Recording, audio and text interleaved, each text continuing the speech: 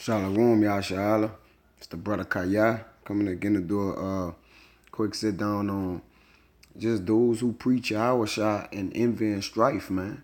You gotta be you have to have your ears open, man, and your eyes, you know, set on, the things that are of that are heavenly, man. Set on the things that are above.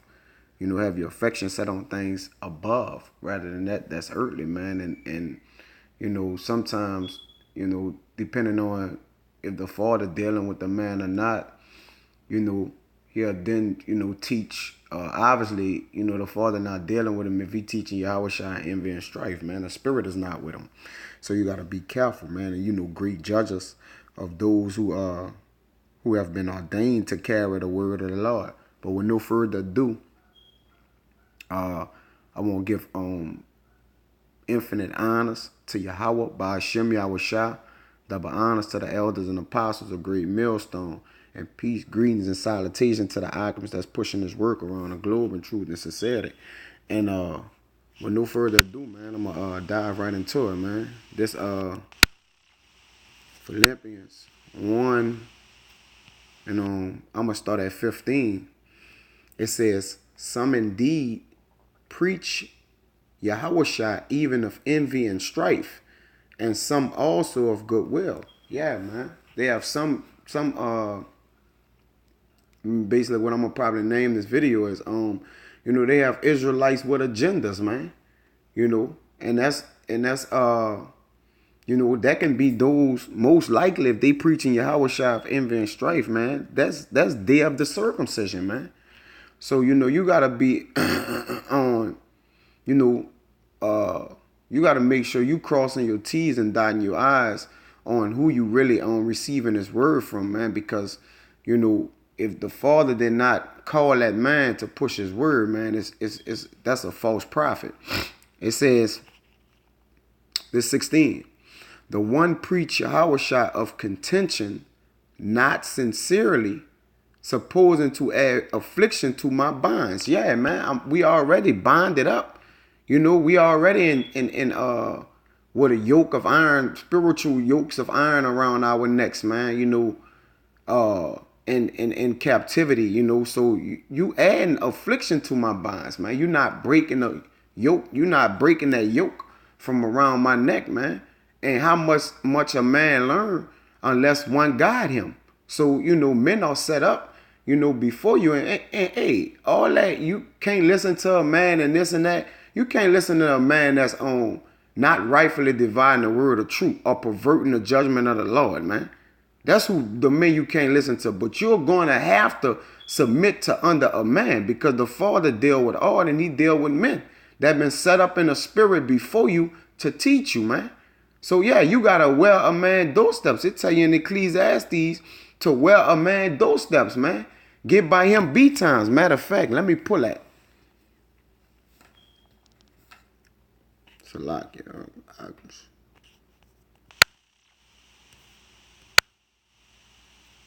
see.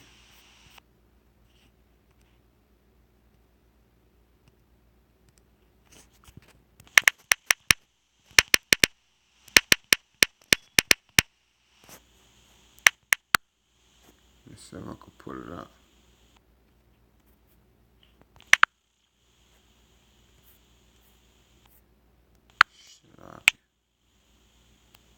Real quick, I don't know why this thing ain't working right now, man. It's just be bullshit, man. Salakia, Israel.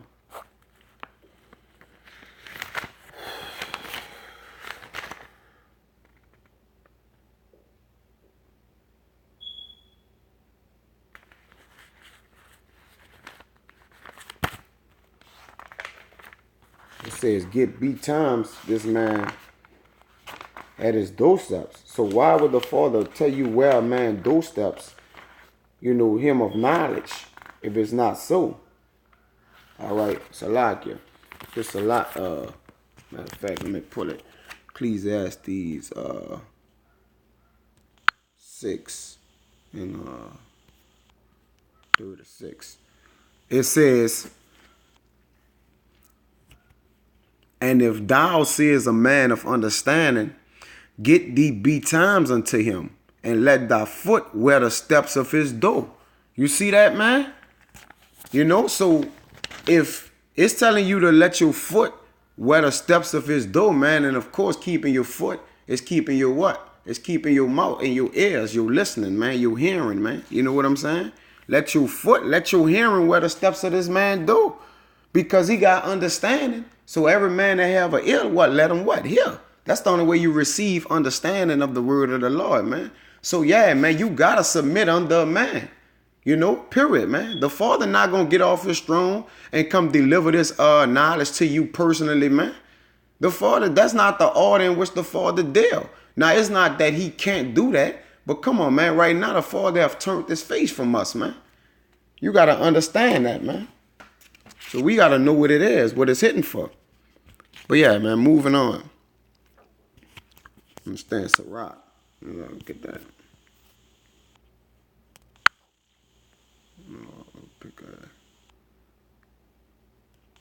It's 37 and 19.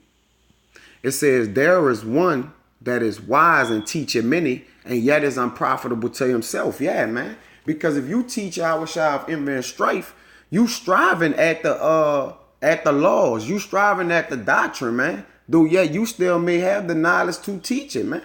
You know what I'm saying? That's just like one that is called but wasn't chosen. You see? Because the one that is chosen, he's going to be profitable to himself as well, man. Because the Father said, keep the commandments and live. You know, this is life.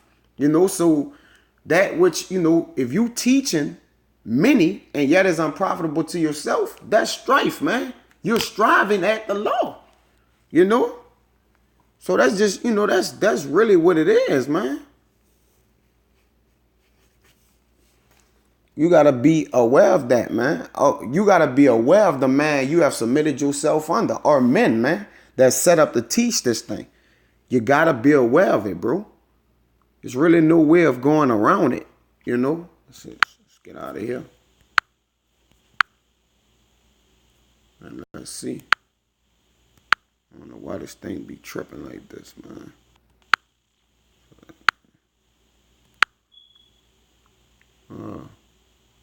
It's 1 Peter 2. And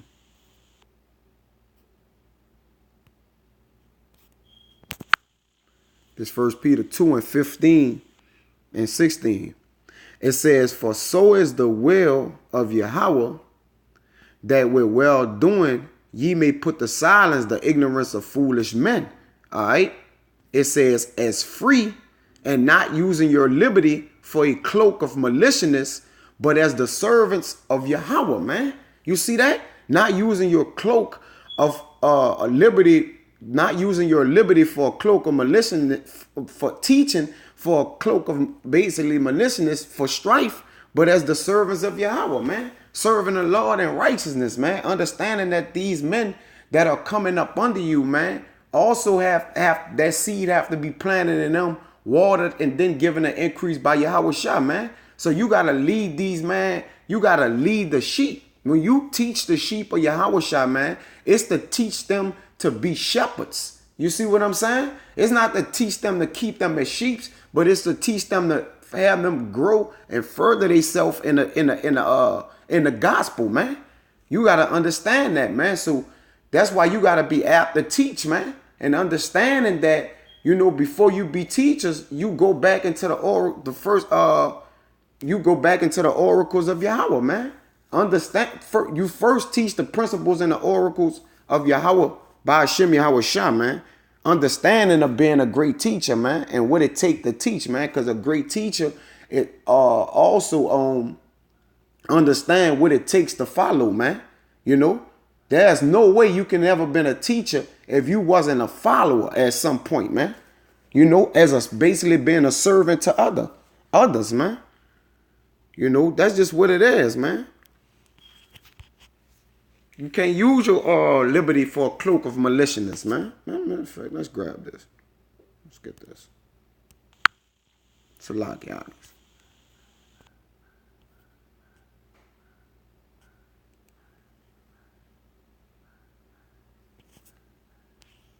Salakia. Wrong one. Look at that word maliciousness.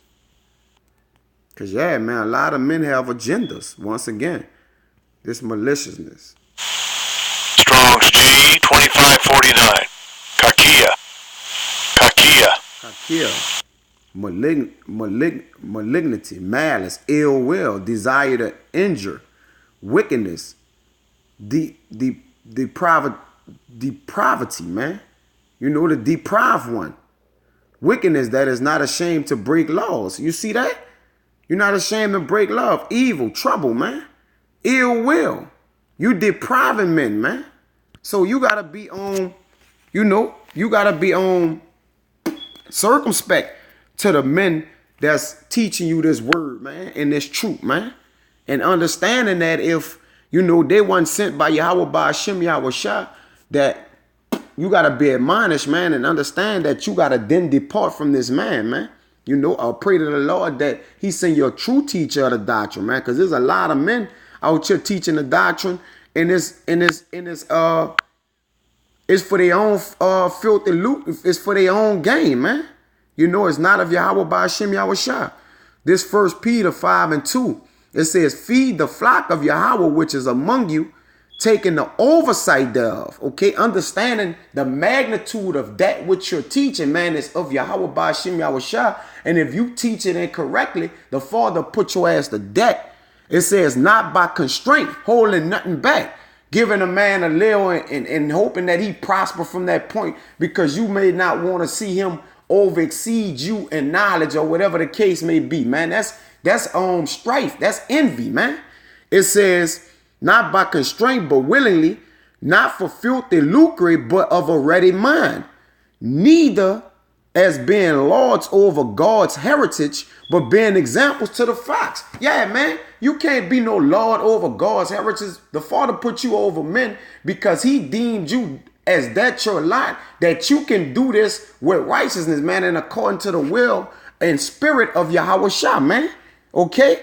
Not to take full advantage of it, man. To send brothers on bullshit, basically misuse your power, man. To make a man do something he don't maybe want to really do, man. Oh, that's not according to the law. Just because you can get him to do it. You see? Man, we just got to be aware, man. Let's get out of here. Let's go to Romans 12 and 16 and 17. It says, be of the same mind one to another. Yeah, even if you're a head over a man, be of the same mind one to another, man. Mind not high things, but condescend to men of low estate. Be not wise in your own conceits, man. All right? Don't be conceited in the fact you have power, man. You got to understand that, man. You got to, bow yourself and humble yourself down, even unto younger men, man, knowing that you are elder. All right? That's humility, man. That's called humility. Let's get this word condescend real quick, man.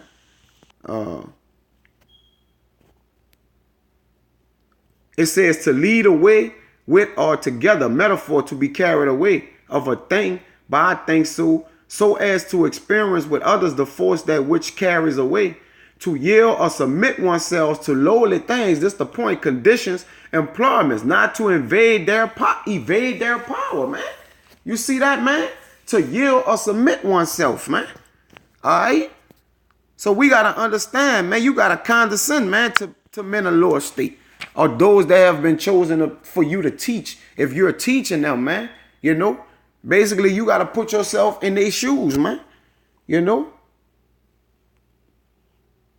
This 17, it says, recompense to no man evil for evil. This the point. Provide things honest in the sight of all men, man. Yeah, man. Honestly teach men, man, and lead them, lead them to building building up their spiritual home as well as yours, man, in the right path, in the directions of righteousness, man. Understanding that you can detour these men, man, if you lead them astray or teach them falsehood, or if you have agenda, man. a malicious agenda, man. You know, towards preaching Yahweh Shah, man. Mostly men do this for what? Gain, man. All right? They do this for some type of gain. You know, period, man. This Ezekiel 34 and 4. It says,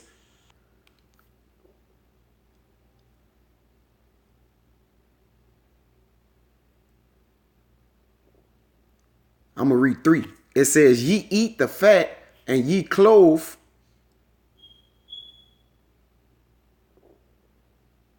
All right, I'm going to start from 2. It says, son of man, prophesy against the shepherds of Israel. You see that? Prophesying, saying to them, thus says the Lord Yahweh unto the shepherds. All right, these are the heads over men. Woe be to the shepherds of Israel that do feed themselves.